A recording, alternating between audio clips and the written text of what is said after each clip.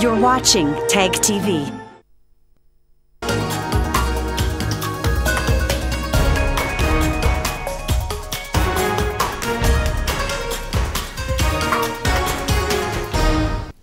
Hello viewers, I'm your host Uzma Jafri with another episode of South Asia Focus. Let's begin the show with India, which carried out a massive airstrike on terror camps of Jaish-e-Mohammed in Pakistan-occupied Kashmir and the other parts of the country.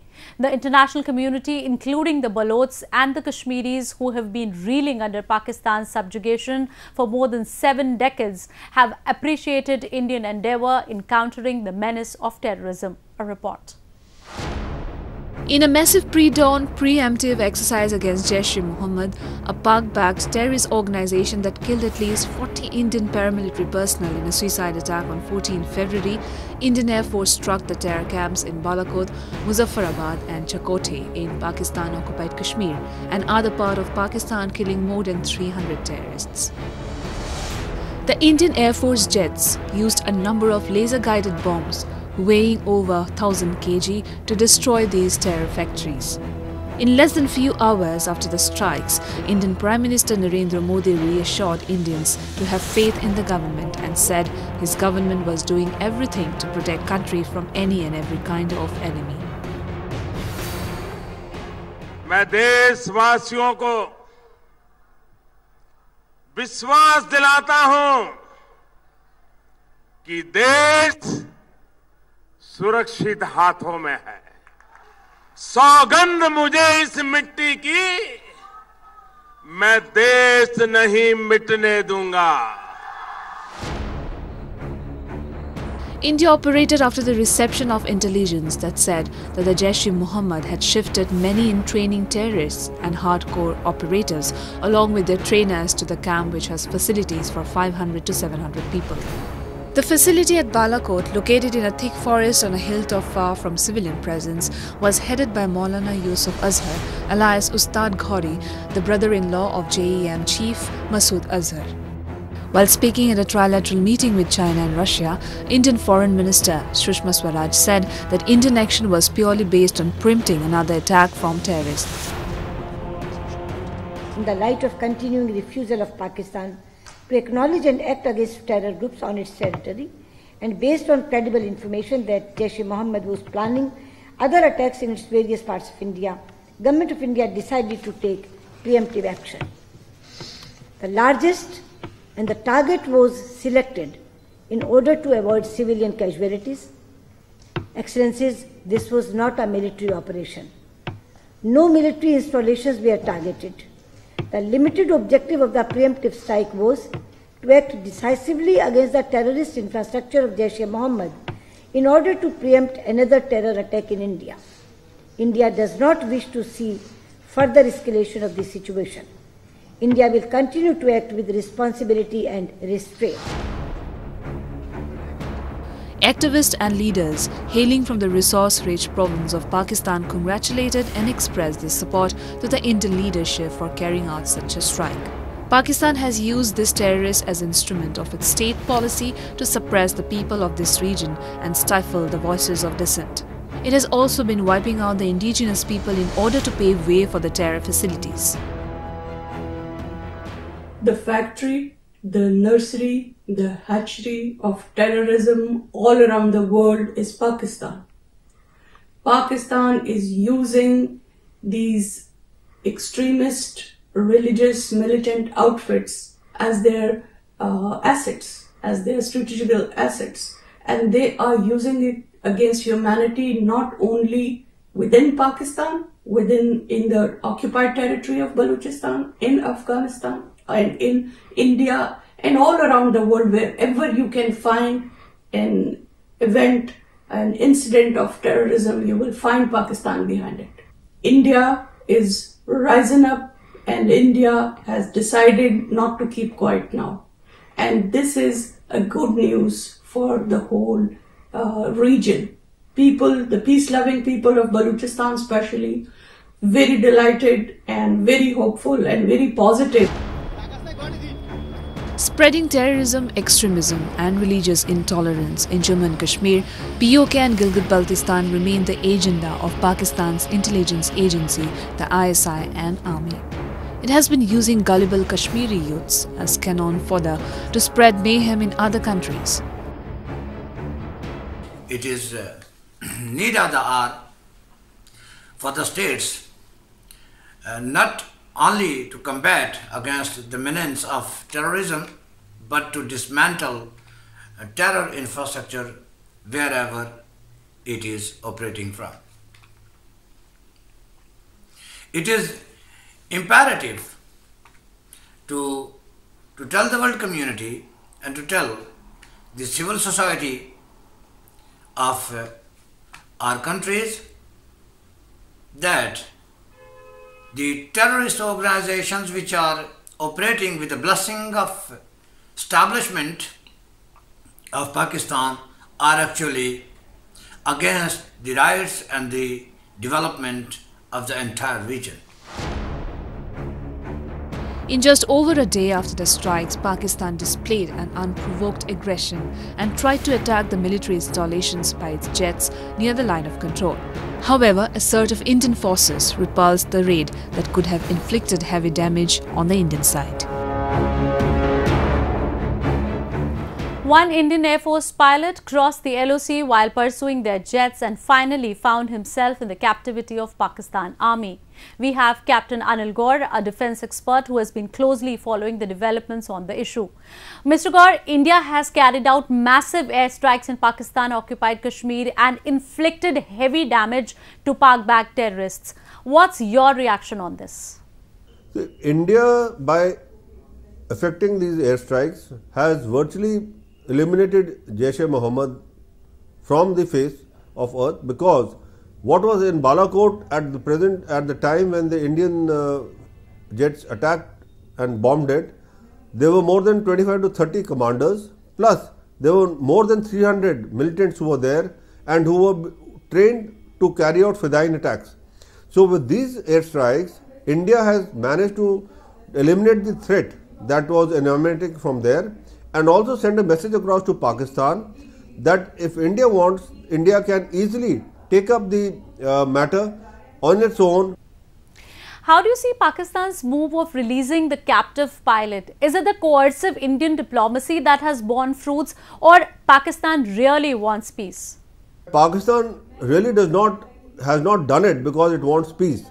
The point is that Pakistan is a signatory to the Geneva Convention, and Geneva Convention is very clear on the POWs, how they are to be treated and how they are to be repatriated. Thank you, Mr. Gaur. Moving on to Afghanistan, where the peace talks that were accelerating towards a conclusion have seemingly lost momentum as the Ghani government, which was sidelined from earlier negotiations, has exercised its authority in order to constrain the freedom of the Taliban insurgents. After getting their trip to Islamabad cancelled through the diplomatic channel of United Nations, it has now weighed in the ongoing engagements of Taliban with the United States and Russia. It has clearly asserted that both countries that are seeking to secure travel waivers of the insurgents would be required to take Kabul into consideration before making any move. A report.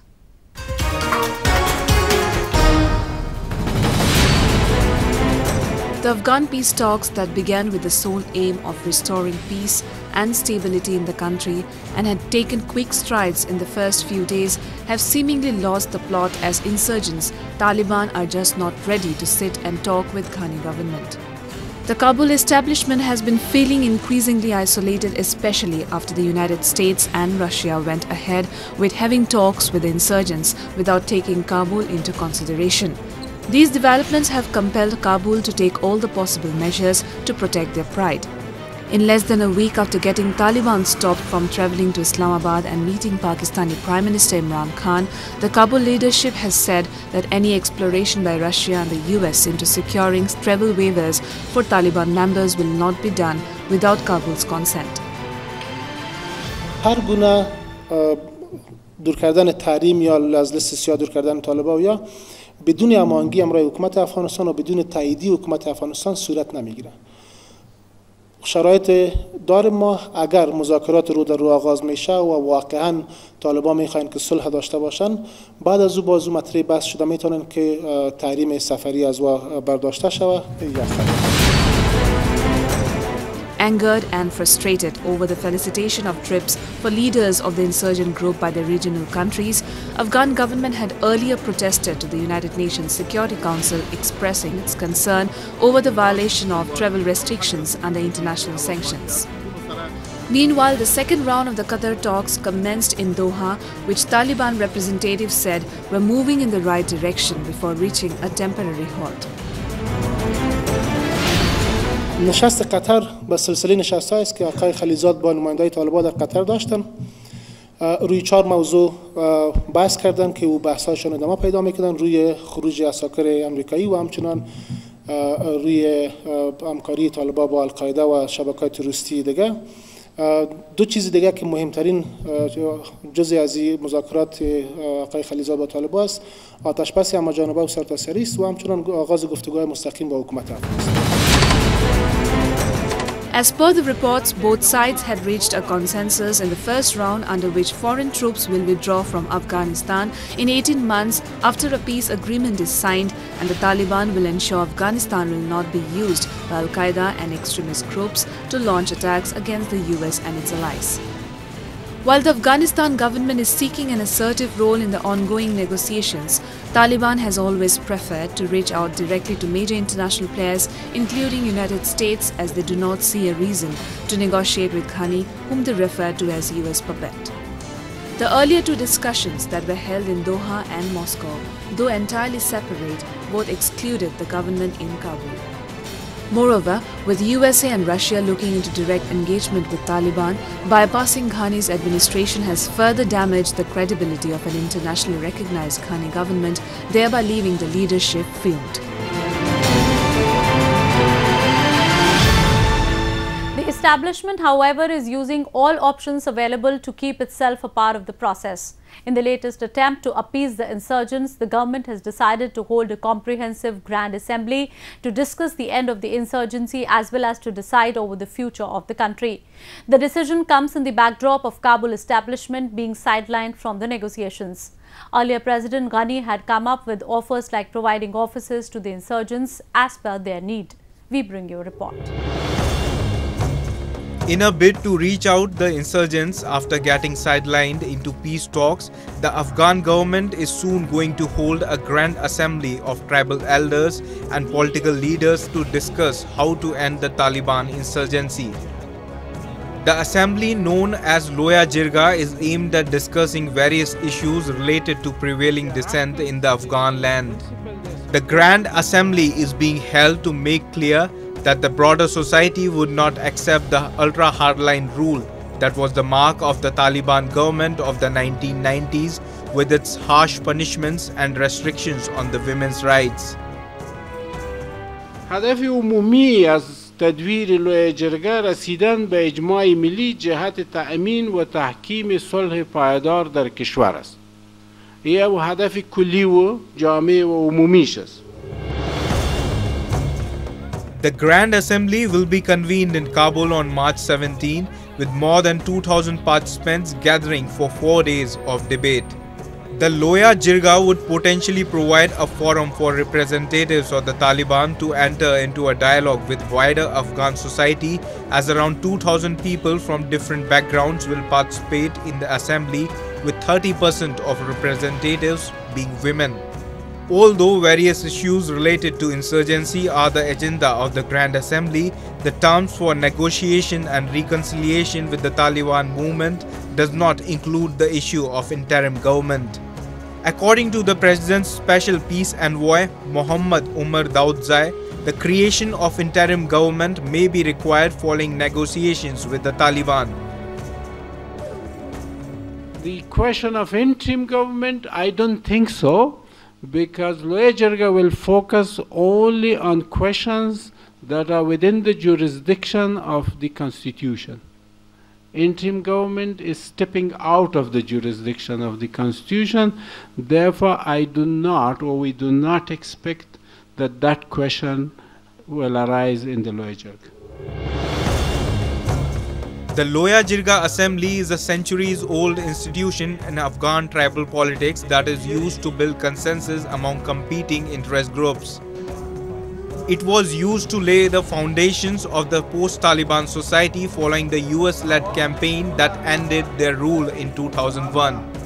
Participants invited to attend the Jirga would be chosen by special committees to provide a voice for a cross-section of Afghan society from across the country, and the Taliban's political chief, Mullah Abdul Ghani Barada, will be the most senior figure attending the talks.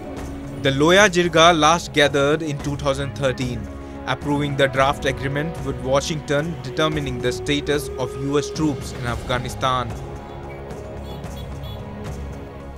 Moving on to the regions of Gilgit-Baltistan and Pakistan-occupied Kashmir that are being subjected to unprecedented barbarism by Pakistan establishment. After using state security to suppress the beleaguered commoners in the region, Islamabad has now resorted to misusing judiciary to further suppress the people. In the latest instance, the court summoned the popular local leaders of the region, citing they were instigating people against the government. A report. Judiciary is being misused by Islamabad to suppress the political voices of illegally occupied Gilgit-Baltistan and POK. Recently, Kotli Court in Pakistan-occupied Kashmir summoned two leaders, Tahira Tawqir and Shafqat Inqalabi, as they garnered immense support and fame for raising locals' concerns. The courts accused them of inciting people against the establishment. However, their supporters who turned up in large numbers during the proceedings compelled the court to release them immediately. यहाँ की अदालत ने मुझ पे ये इल्ज़ाम लगाया कि मैं खुद मुख्तार कश्मीर का हामी हूँ, मैं गिलगित के हुकूक की बात करता हूँ, इसलिए इन्होंने आज यहाँ पे हमें तलब किया हुआ था। हम आके पेश हुए हैं, लेकिन आज हम यहाँ कोर्ट के एक परमिसेस में खड़े होकर कह रहे हैं कि आज भी इन अदालतों के ऊपर एजेंसियों की जो यलगार है, अगली बार हमारे साथ ऐसा हुआ तो हम भी भरपूर तैयारी के साथ आ जाएंगे। Activists accuse Pakistan of systematically stifling the voices of reason and dissent. They also say that they are being targeted for educating oppressed people of Gilgit-Baltistan and Pakistan-occupied Kashmir about their rights.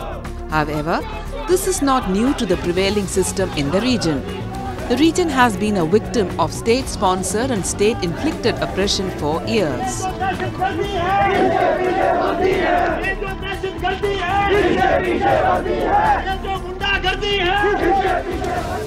ये एक जालसाजी के जरिए सियासी कारकुनों को रोकने की कोशिश की जा रही है। हम इससे पहले भी बता चुके हैं सबको, और इंतज़ामिया को भी बताना चाहते हैं, अदालतों को भी बताना चाहते हैं कि इस तरह के हथकंडों से ना हम रुकेंगे और ना हम झुकेंगे।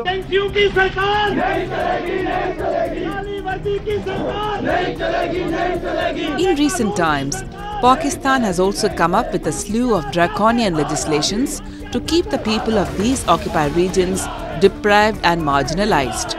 A person can find himself languishing in jail for years on mere suspicion of being guilty.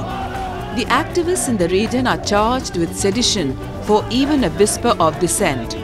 Even most trivial cases are converted into a conspiracy against the establishment.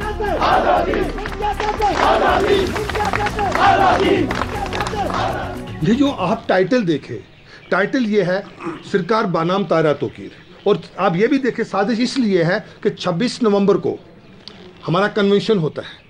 26 number से लेके 19 मार्च को जाकर ये समन और ये एफआईआरों का ड्रामा होता है, और वो भी उस वक्त होता है कि Jammu Kashmir liberation front disciplinary action लेकर डिसिप्लिन की खिलाफवर्जी की बुनियाद पर तारा तोकीर साहब की मेंबरशिप मुअत्तल करती है, और मेंबरशिप मुअत्तल करने के 10 दिन के बाद ये एफआईआर और समन का ड्रामा होता है। ये जो गुंडागर्दी है, इसके पीछे वर्दी है, ये जो दहशतगर्दी है, इसके पीछे वर्दी है। Army generals working in cahoots with the tyrants of Islamabad have exploited the people of Gilgit-Baltistan and POK for more than 7 decades. And today, when the people have started asking for their rights, it has meted out barbarism with impunity. With no glimmer of hope in sight, people of the region are bound to rise, and a rebellion might break out any time in the coming times.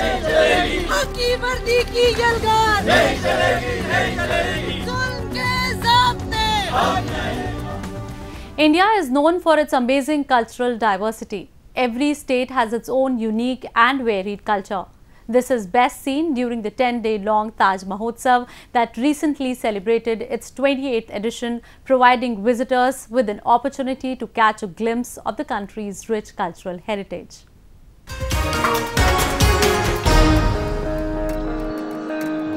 Held annually in the historic city of Agra, where the majestic Taj Mahal lies, the Taj Mahotsav is perhaps one of the most spectacular and celebrated events in Indian calendar.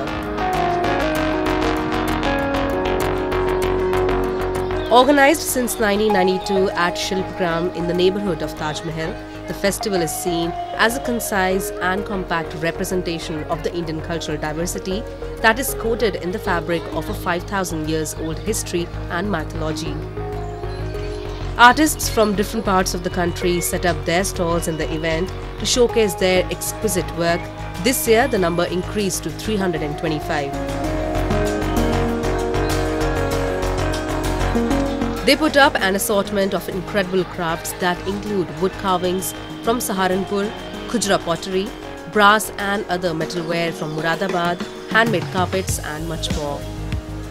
For shopaholics, the Taj Mahotsav is the ultimate event to buy some of the most incredible and contemporary furniture and linens. ताज महोत्सव में इस time मैं bed लेकर आए हैं sir. क्या खासियत है? ये इसमें बेड में खासियत यही है कि काफी टाइम लगा है बनाने में और ताज जैसा बेड बनाया है। As Indian festivities are incomplete without food, Taj Mahotsav too offers a number of food items for the visitors to grab a quick bite. This year, the famous Banarasi Pan acted as a major crowd puller among them. मेरा बनारसी मीठा पान है। जो लोगों का एक नया पान है हमारे पास, फायर पान है, जो यहाँ के लोग हैं उसको खाने के लिए, देखने के लिए कुछ अलग ही तरह के उत्सुक हो रहे हैं। जो भी मतलब आ रहे हैं ताज महोत्सव में, वो कह रहे हैं कि हमको फायर पान खिलाइए। इस ताज महोत्सव का एक अनोखा जो है दृश्य बन गया है।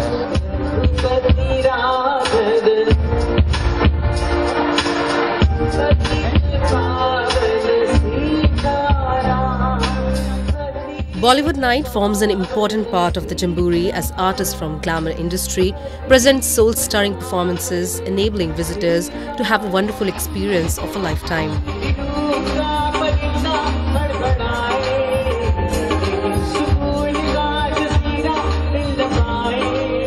This year, renowned singers like Usha Uthup, Altaf Raja, Kumar Sanu and Ritu Pathak mesmerized the audience with their enchanting voices and turned the atmosphere much livelier.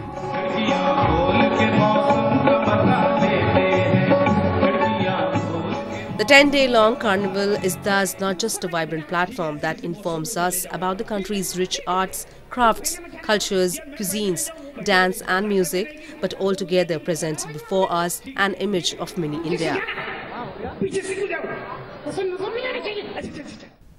Taj Mahotsav is a culturally vibrant festival that brings together finest Indian crafts and cultural nuances. With that, we come to the end of this week's episode. See you next week. Goodbye and take care.